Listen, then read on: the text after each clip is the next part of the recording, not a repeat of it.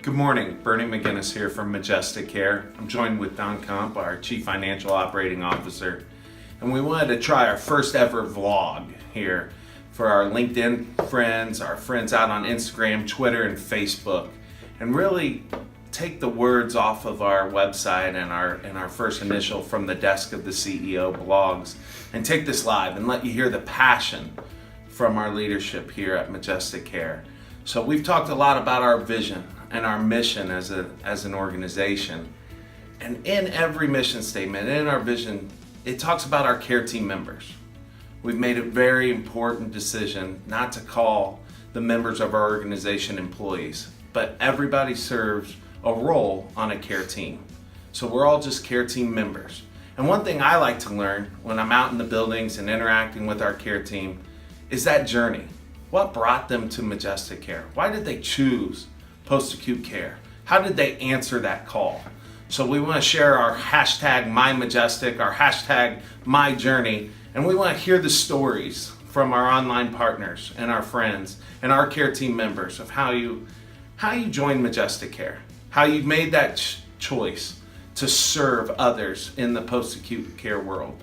So with me is Don Kump, our Chief Financial Operating Officer, and I love to hear Don's passion come through when he talks about his journey and his beginnings in long-term care and what's led him to his current role in our organization.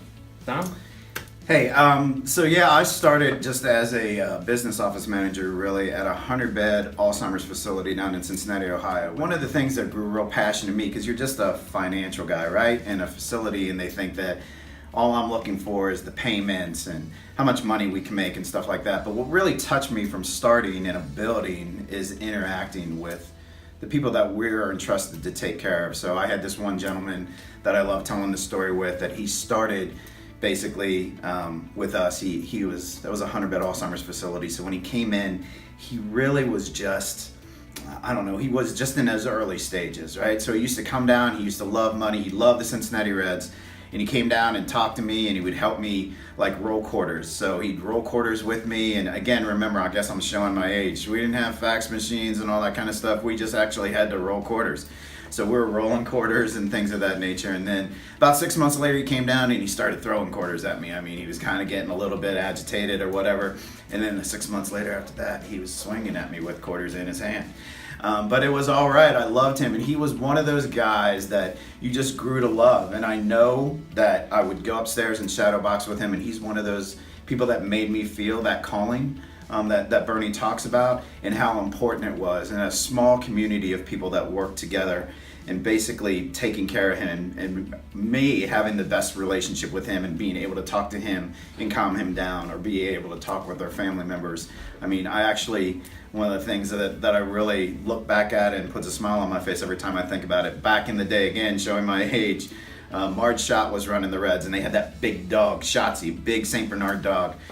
So John was a big Reds fan, so I got him a one-day contract with the Reds, and Marge brought Shotzi out to the nursing home, and we had an official contract signing with him, and the dog was all around, and everybody got Reds hats and everything, and that kind of stuff just is embedded in me. And as Bernie said, I mean, that's kind of my journey, how I knew I was in the right place. And we hear that word patient-centered care that's out there right now, and we truly believe in that, but we think it starts with the caregivers, the people that provide the care to those patients. So we look at it as person-centered care.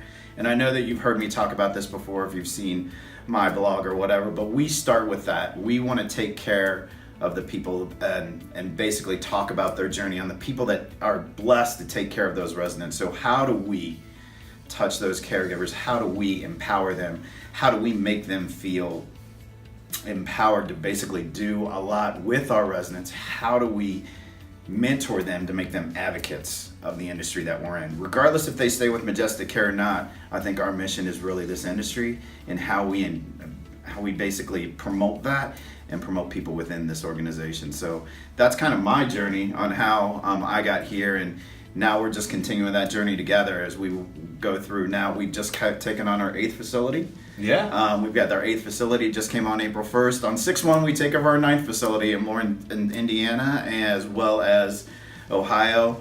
We're looking at other states. We think that we'll be up to 19, 20 buildings by the end of this year.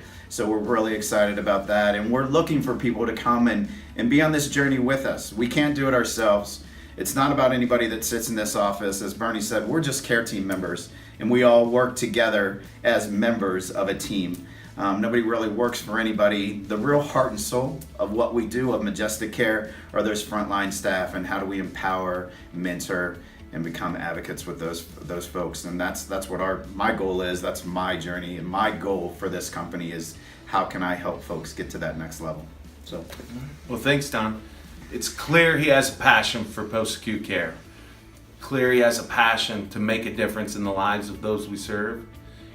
And what I'm so proud to have him as a partner in our financial operations is that we have a financial operator who so much cares about our care team members and finding ways in which we can be that premier employer out there, and that we can all serve our role as part of a greater care team and make positive impact in the lives of those we serve.